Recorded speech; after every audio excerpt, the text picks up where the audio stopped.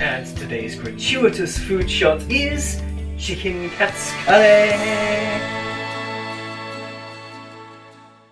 Hi guys, so I wasn't really planning to make a full video about this, so it's not going to be one of those really beautiful ones with all the close-up shots and nicely edited footage, but because there seemed to be quite a lot of interest, and I guess because it ended up being quite a long and complicated process, so putting this in my kitchen video would take up way too much of it. So I decided to put together a video about making this river table.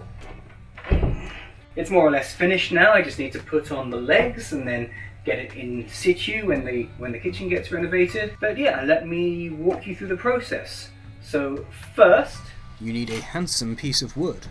This is the one I chose, a nice big slab of hinoki, or Japanese cypress. I used this to make a very rough frame, and then the next task was to cut it cleanly down the middle. Luckily, Drew let me use his circular saw with its handy-dandy guide rail. Wait. Yeah, no, don't drop it until you start it. Ah, you yeah. There you go. Next comes lots and lots of sanding, the more the better really. And then putting together the frame with something that will make it watertight and won't stick to the epoxy. I just used cheap sticky tape on a plasterboard base, which I knew I could just pull apart if I needed to. There are definitely better options than this, especially if this is something you want to do more than once.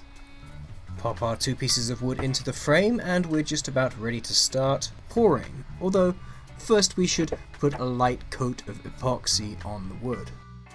I just mixed the 2 constituent parts of the epoxy resin in a ratio roughly proportional to what I'd received, and then painted that onto the wood with a cheap sacrificial paintbrush. Yeah, the brushes you use for the resin you're not going to be able to just wash and reuse later. Well, unless you mean to reuse them as little brush-shaped hammers. Next comes mixing the concoction, for which I recommend wearing gloves, and stirring with something disposable, like a random piece of wood. Adding colour to the mix comes next, and I was given this handy-dandy selection, but of course the one I wanted was always blue. Since the particular shade I was after was a very light blue, I added only a very small amount of the powder.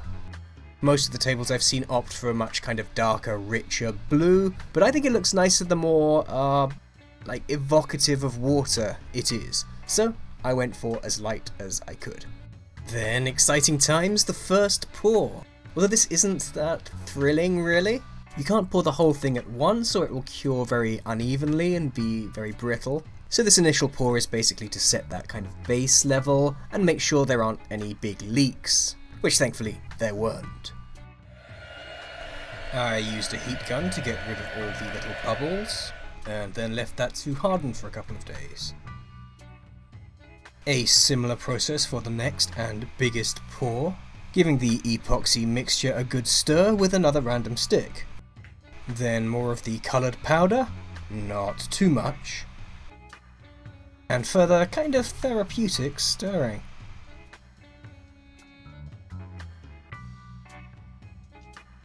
Now this pour was the fun one. Let's watch it go in.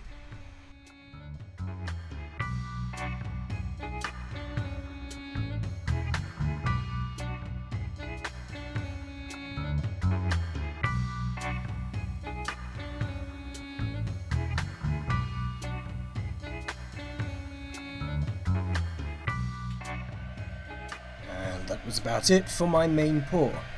Once again I used the heat gun to just get out all of those little bubbles. The epoxy set with this rather pleasant, albeit disappointingly out of focus, pattern to it. Next, removing the frame. Alright. So there's our edge. Okay, nice and solid. Now obviously if you want to reuse a template, this isn't a great way of doing things. Okay, so some time has passed and I've just got the table out of its frame, its mould, which was admittedly a rather more complicated process than I would have liked it to have been, involving quite a bit of chiseling of plasterboard and me dropping it on my foot at least once. But yeah, it's loose and I've rinsed it out. This is the underside, so this is the side you won't see. And I would say, even though it's been about 8 days that this has been curing, there are some points where the epoxy is thickest that it actually hasn't even dried yet. It's still quite wet to the touch in these spots where you can see some plasterboard. Now that's not going to cause any major issues. Even if this plasterboard is stuck there, I'm going to be able to just sand that off. But yes, as a bit of a tip for anyone who does want to do this, do not underestimate how long it takes for this epoxy to dry. Okay, all that's left is to cut off each end again and then do a whole lot of sanding. I'm going to wait for the weather to get a bit better and then I'll do that outside. First job, cutting off the messy edges. Okay, there we go. After trying to sand the long edges down, I realised it was going to take a very, very long time, so I decided to cut those with the circular saw as well. Then a wee bit more sanding.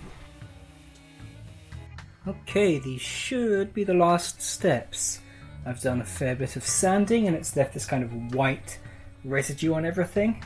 I'm told that's really normal for sanding epoxy, so the solution is apparently to just add one more layer, a finish layer. I had planned on using just plain clear finish, but yeah, it seems like this is the better option anyway. And so with just one more light coat of the epoxy, everything started to look a lot more polished, and I was finished. Alright, and that was the process. So please look forward to seeing this in place when I do a kitchen video, in however many months that's going to be. But yes, that's all I have to say about that today, so see you guys next time. Bye bye!